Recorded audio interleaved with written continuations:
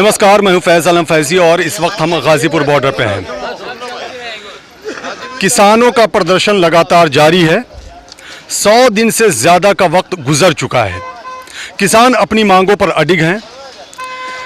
Delhi NCR की कई सीमाओं पर किसान डटे हुए हैं, लेकिन किसानों ने थोड़ी सी रणनीति अपनी बदली है। अब किसान गांव की तरफ रुख कर रहे हैं।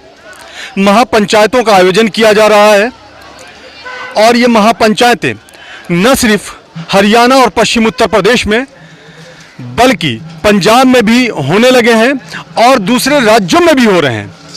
उत्तर प्रदेश की अगर बात करें तो पूर्वांचल में भी महापंचायतें हो रही हैं। जागरूक किया जा रहा है किसानों को यह समझाने की कोशिश की जा रही है कि आपके साथ अन्याय हो रहा है। और दूसरे राज्यों में भी जो किसान के नेता हैं वो जा रहे हैं। अगर खाप की बात करें तो कई खाप के चौधरियों ने ये ऐलान किया है कि जो बीजेपी के नेता हैं वो उस गांव में ना आए, यानी उनके इलाके में ना आए। यानी कि सीधा सीधा सरकार को अल्टीमेटम है, सीधा सीधा सरकार को एक तरह से ये कहा जाए कि संदेश है कि वो वोट मांगने जब आए थे तो हमने उनका समर्थन किया था। एक राजनीतिक पार्टी की हैसियत से वो आए थे, एक राजनेता की हैसियत से आए थे, तो हमने समर्थन किया था। लेकिन अब हम उन्हें समर्थन नहीं करेंगे, क्योंकि जब हम पे मुसीबत आई तो हमारे साथ अन्याय हो रहा है। तो ये सीधा सीधा संदेश जा चुका है सरकार को। हालांकि 11 दौर की वार्ताएं भी हुई जो बिल्कुल बेनतीजा रही और बिल्कुल संवादहीनता का दौर भी चल रहा है। ये गतिरोध लगातार जारी है। हमारे साथ बड़ी संख्या में यहाँ पे किसान हैं और सबसे बड़ी बात यह है कि चौधरी भी यहाँ पे मौजूद हैं। हम उनसे बात करेंगे और उन्हीं से जानने की कोशिश करेंगे, समझने की कोशिश करेंगे कि ये नाराज़गी उनकी कब तक और कहाँ तक जाएगी। सबसे पहले हम आपसे बात करना चाहेंगे। मैं चाहूँगा कि थोड़ा सा परिचय दे दें आप अपना। चौधरी श्याम सिंह, गठवाड़ा खाप, तंबा बावड़ी। अच्छा, ये बताइए, ये जो नए तीनों कृषि कानून के खिलाफ आप लोग मोर्चा संभाले हुए हैं, क्या कुछ उम्मीद नजर आ रही है सरकार मानेगी कुछ? भाई, सरकार के मानने की बात तो उसी के आधार पे है। सरकार मानती तो 102 दिन नहीं होते। सरकार अपनी हठधर्मी पे है और किसान जब तक नहीं हटने का, जब तक सरकार नहीं मानने की। जी। अच्छा, खाप के चौधरियों ने, जिसमें शायद आप भी शामिल हैं, कि ये ऐलान किया कि जो बीजेपी के नेता हैं, कार्यकर्ता हैं, वो हमारे इलाके में ना आए। ऐसा क्यों करना पड़ा? ऐसा ये करना पड़ा कि सरकार के जो नुमाइंदे सरकार को में चुन कर भेजे थे, उनका कर्तव्य था कि जो किसान आंदोलन कर रहा, किसान बर्बाद होने के कंगार पे है, और तो उन्हें भी विचार करना चाहिए था कि जो चुन के गाँव में से दिल्ली भेजे थे वे दिल्ली को छोड़ करके अपने एसटी पे देकर गाँव में आना चाहिए था और किसानों का सहयोग और उनके मतलब संगठन में आकर के हिस्सा लेना चाहिए था। इसलिए विरोध है। तो ये विरोध जारी रहेगा? जो बीजेपी के नेता हैं, कार्यकर्ता हैं, जिनके बारे में आपने कहा है, बल्कि एक तरह से बैन किया है कि हमारे इलाके में इस सिलसिले में कम से कम ना आए, तो ये जारी रहेगा? यह बात तो नहीं सोच लेनी चाहिए। अगर जब किसानों ने उनके प्रति विरोध जता दिया तो उन्हें आना ही नहीं चाहिए। हमें तो अपना इस्तीफा देकर आना चाहिए। सरकार को तो अहंकार में डूब गई। सरकार अगर चाहती तो 102 दिन किसान को रोड पर नहीं बैठावत थी। सरकार अहंकार में आ गई। अंग्रेजों वाला रवैया सरकार ने किसानों के प्रति अपना लिया। अब फूट गेरो राज करो। गांव में जाने का मकसद सिर्फ यही है, अब खाप चौधरी को पकड़ो। खाप चौधरी किससे हैं? खाप चौधरी समाज से हैं, जनता से हैं। खाप चौधरी कहीं तो वैसे नहीं आ रहे अकबाई में कि ऊपर तट पक्का रहे। वे किसानों के, जनता के, समाज के बीच के नुमाइंदे हैं। अगर उनमें फूट गेरो राज करने का उन्होंने अपनाया तो वो बिल्कुल बर्दाश्त नहीं किया जाएगा, ना ही हम होने देंगे। अच्छा, लेकिन सरकार का भी ये दावा है कि कई खाप के चौधरी उनके साथ हैं। क्या ऐसा कुछ? ऐसा कुछ नहीं है। खाप चौधरी जहाँ है, मैं अपने अस्तित्व के लिए धरने प्रदर्शन पे हैं, किसान के साथ में हैं। सरकार के रवैये को देखते हुए कोई खाप चौधरी सरकार की गैल नहीं है। वे फर्जी हैं। जो भी है, सरकार अपने स्वार्थ उन्हें वहाँ ले जा करके एक गांव में तो ले गए 10 आदमी, 10 खाप चौधरी बना दिए। ये तो जायज नहीं है और ना ऐसा समाज होने देगी। अच्छा, बिल्कुल। लेकिन अगर केंद्र सरकार की बात की जाए, वहाँ भी बीजेपी की सरकार है, और राज्य सरकार की बात की जाए उत्तर प्रदेश की, तो यहाँ भी बीजेपी की सरकार है। अपने नुमाइंदों को गाँव में भेज रही है सरकार, या पार्टी कह लें, बीजेपी भी भेज रही है अपने नेताओं को गांव में। तो अगर वो गांव में आ रहे हैं समझाने के लिए, तो अगर उनसे बात की जाए, आप अपनी बात समझा लें, तो इसमें क्या दिक्कत है? क्या समझाने के लिए आ रहे? किसान तो समझदार है जी, भी तो किसान रोड पे है। अगर किसान ना समझता तो आज रोड पर नहीं आवता। किसान समझ चुका है, उनकी जो काले कानून उन्होंने बनाए हैं कि किसान को पता नहीं चलेगा। अगर किसान के सहयोग में काले कानून बनाते तो आज किसान रोड पर नहीं आवता।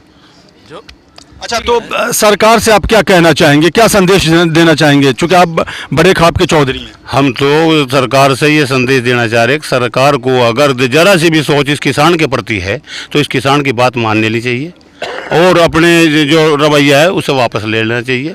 अगर ऐसा नहीं किया तो जिस प्रकार से इस किसान ने, इस अन्नदाता ने इस सरकार को इस कुर्सी पर बैठाया था, उसी प्रकार से इसे वापस भी लेने का काम कर सकती है।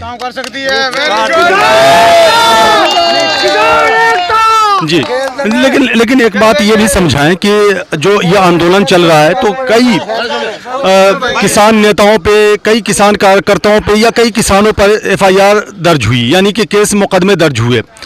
हाँ, सरकार की तरफ से कई तरह के इल्ज़ाम लगाए गए, कई जगह नोटिस पकड़ा दिया गया, कई सारे ऐसे मुद्दे हैं। इन सब मुद्दों को अगर आपके सामने रखा जाए तो आप क्या संदेश देंगे?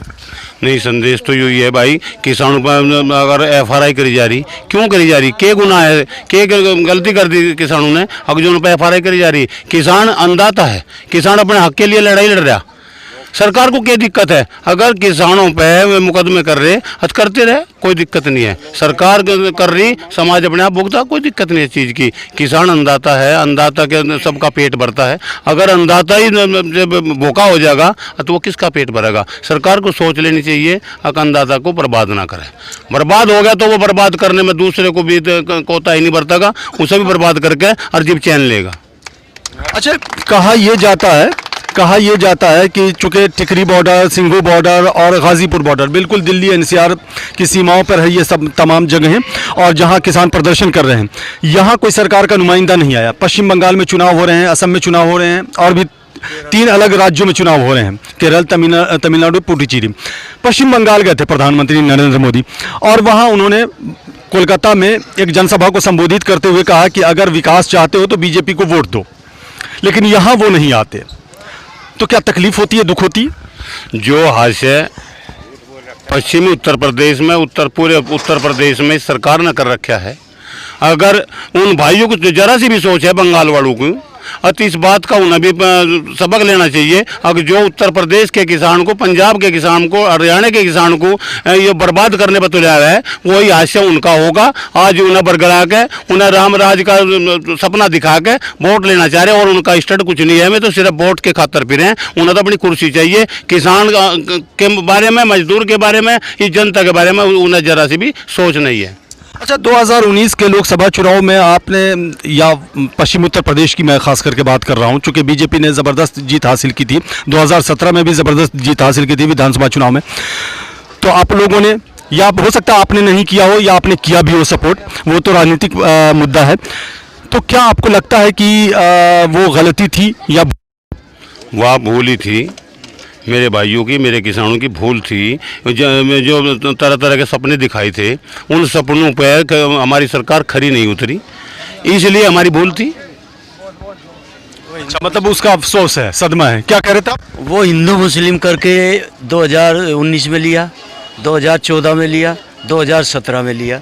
इस बार हम किसानों ने एमएसपी तो मांगी, मिनिमम सपोर्ट प्राइस, कम से कम, मैक्सिमम नहीं जो कर इनकी एमआरपी लिखी रहे वो तो देने से गए। भंडारण अनलिमिटेड कर दिया, जो कि जमाखोरी का इन्होंने उन्हें लाइसेंस दे दिया, और लाखों लाखों टन करेंगे। वो कह रहे मंडियाँ ख़त्म नहीं होंगी। जब प्राइवेट मंडियाँ हमारा आप तो नहीं बना सकते, ना किसान बना सकता, कौन बनाएगा? अडानी। किसके गोडाउन है? अडानी के।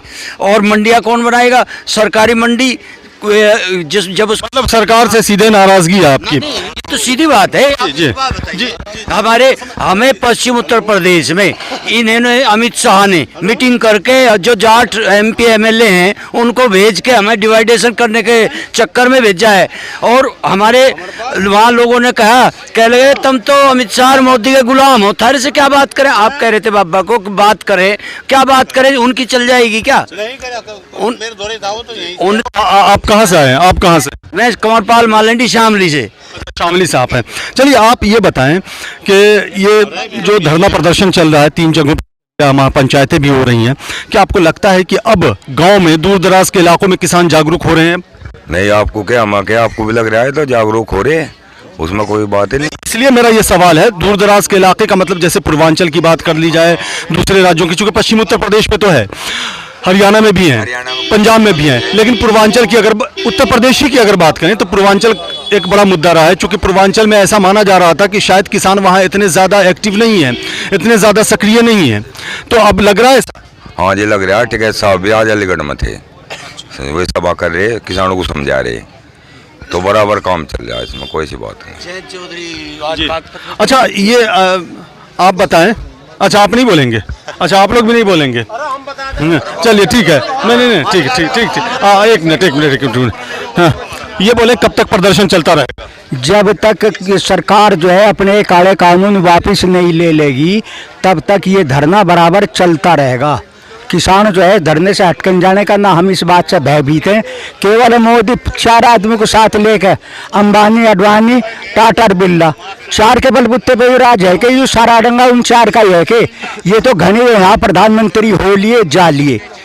इसे भी जाना पड़ेगा, बहुत जल्दी जाना पड़ेगा। राज इसमें कहीं देश आज़ाद करा तो हमने करा, हमारे बच्चे लड़े, फांसी पे चढ़े, आज भी हमारे बच्चे बॉर्डर पे हैं। जब हम चाहेंगे अपने को वापस ले आएंगे, हमें नौकरी चाहती नहीं। यूके एक जगह कहाँ से वोट, अमेरिका। आपका शुभ नाम क्या हुआ? महक सिंह। कहाँ से आया? पश्चिमी उत्तर प्रदेश, रनछाड़ गांव है, 84 खाप चौधरी सुरेंद्र सिंह के उसमें हैं हम। अच्छा, वो आप भी खाप में हैं। तो ये जो सरकार अपने नुमाइंदों को भेज रही है, तो कभी आपकी मुलाकात हुई उन नुमाइंदों से? नुमाइंदों तो खूब हो मुलाकात जी, गाँव में जहाँ हमने कह दिया यहाँ आने की जरूरत नहीं, उदन भी तो तमी तो उदन वहाँ जाकर बैठे, उदन को नहीं हमारे से मिले। आज तो मैं बोटू की जरूरत हैगी, आज तो पल्ला पसारोगे, हमारे पाँव पकड़ोगे, सो खाड़े करोगे, हमारे बच्चों मेरे मारे में फूट डाल के तुमने पीछे हमें धोखा दे दिया। ई हम ऐसा धोखा हो नहीं देंगे, हमारे बच्चों जो है हमारी साथ हैं। हम जिस दिन चाहेंगे अपने बच्चों को नौकरी सब वापस कर लेंगे, हमें नौकरी चाहते ही नहीं। ये अडवाणी के रिस्क है इतने बालक का, ये जो सरकारी नौकरी में है उनसे वापस ले लेंगे आप? उन्हें वापस कर लेंगे? वापस कर लेंगे जब जरूरत हो जाएगा, फिर आप बहुत बड़ा, इससे भी बड़ा उठाएंगे हम। तो ये भी सोच रखा है आपने? सोच लिया खूब, इससे भी बड़ा कदम उठाएंगे।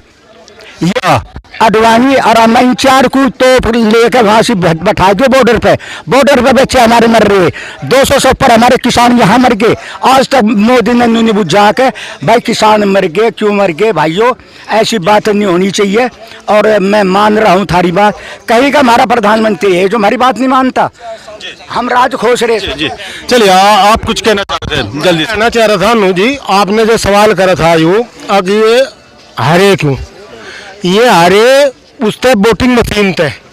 अजीत अरे आपने वोट नहीं दिया था? नहीं, हमने तो नहीं दिया, हम क्यों देंगे उन्हें? लेकिन बहुत सारे लोग कहते हैं कि वोट दिया था, पछतावा है, अब अफसोस जता रहे। सुनो, ये वोट हारे 4000 वोट चौधरी आ रहे, और वो भी हालत में आ रहे। और कमिश्नर को कहे, उसे डीएम को कह दिया तेजा कमिश्नर बना देंगे, उनने 4 बजे बाहर काट दिए रात को, दिन 6 बाहर निकाल दो। इसी तरह अजीत 4.5 जीते था संजीव, और अब का 16,000 तक जबरदस्ती जीता बैलेट पेपर से, 3600 थे बैलेट पेपर के हिसाब से, में काउंटिंग नहीं करी गई वोट। 3600 से कौन जीते? 14 वो संजीव वाले। हाँ, और मतलब वो उस हालत में जीते, अगर बैलेट पेपर की वोट नहीं गिनी गई। अच्छा, दूसरी बात और बता दूं आपको मैं, आपने जो सवाल करा अगर कानून नहीं वापस लेने किया, या कानून तो वापस लेगी। मैं आपको एक मिसाल बताऊं, एक बनिया का और जाट का ठोड़ा हो गया, बनिया बीमार हो गया, बनिया पता वो जाट बीमार हो गया, जाट कहने लगा भाई सेठ जी मुझे 100 रुपए दे दो। अब एक बात बताएं, मैं रोकना चाहूंगा आपको, ये किसानों का आंदोलन है, इसमें जाट और बनिया कहाँ से आ गए? ये तो किसान सब है ना।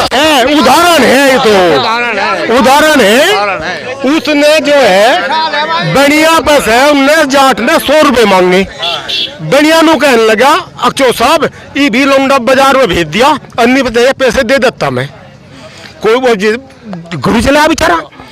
वो कुछ दिन बाद वो बनिया बीमार हो गया, बनिया बीमार इतना हो गया, अगवा उसकी जाट नहीं कहने लगी अरे भाई तू उसका पता लिया चौधरी, वो कहने लगा मैंने जाता 14 दिन में 100 रुपये दिए थे, वो कहने लगा कोई बात नहीं हो जाग रहे तो लिया तू उसका पता। वो पता लेने चले गया उसका, और उनने रास्ते में थे टट्टी जो सूखी थी वह वह चादर पे कर लूँ और जूते से करके वह टट्टी खट्टी कर ली उसकी, और उसे 2 बार नू मारा और 2 बार धरती पर नू मारा। वो कहने लगा यूँ ठीक रहा अब जा। तो उसका जो है वो इनका चूर्ण था। अब चूर्ण जो बन गया उसका, वो उनने कहा अग भाई ये तो बहुत काम खराब हो गया अब जा। अब उसने चौधरी साहब ने वो लेकर चल दिया, लेकर जो चल दिया वो उसे, तो वो वहाँ गया। सेठ जी को उनने 2 खुराक दे दी, एक खुराक उनने फिर दे दी। तो उसका कहने लगा चौधरी कुछ आराम यहाँ के खाओ हुई तो गड़गड़ सी भाई, गड़गड़ सी हुई। तो उनने वो कहा अब फिर दे दी उनने। तो अब जब उनने 3 दे दी खुराक उनने, तो वो कहने लगा अब बता के हालत है। कहने लगा भाई तो पूरा आराम है। और वो उसका 10 लग गए। तो वो कहने लगा अग भाई वो अरे हकीम साहब बात है। तो वो कहने लगा जी, तो वो लोंडे को कहा, नहीं लोंडे को नहीं कहा, सिठानी को कहा अक भाई वो 1000 रुपये दे दिए उनने, 1000 रुपये दे दिए उनने। तो वो घरू चला। अब घरू चला आके तो वो चौधरी ने बोल ली उसे, तो जी नहीं भूल गया नहीं, हाँ नहीं रहा नहीं वो, चलो कोई नहीं, 1000 रुपये दे दिए उसे। और वो कहने लगा फिर, और कहने लगा गू तो खाया हमने, गू खाया हमने पीसे, और वो और हाथी का नहीं खा गया, जल्दी गू खा के दिए तो पर गू खा के दिए। चलिए ठीक है, देखा आपने, ये काफी दिलचस्प रहा। हाँ, काफी दिलचस्प रहा। हाँ, ये यहाँ पे हाँ, तो इन्होंने एक बहुत दिलचस्प मिसाल दी, एग्जाम्पल दिया और समझाने की कोशिश की कि क्या है मुद्दा। ये मुद्दा समझा रहे थे अपने हिसाब से, और मेरे ख्याल से आपको समझ में ज़रूर आई होगी बात क्या कहना चाह रहे थे। तो आपने देखा किस तरह से किसानों में नाराज़गी है, गुस्सा है, और सबसे बड़ी बात यह है कि अविश्वास भी है।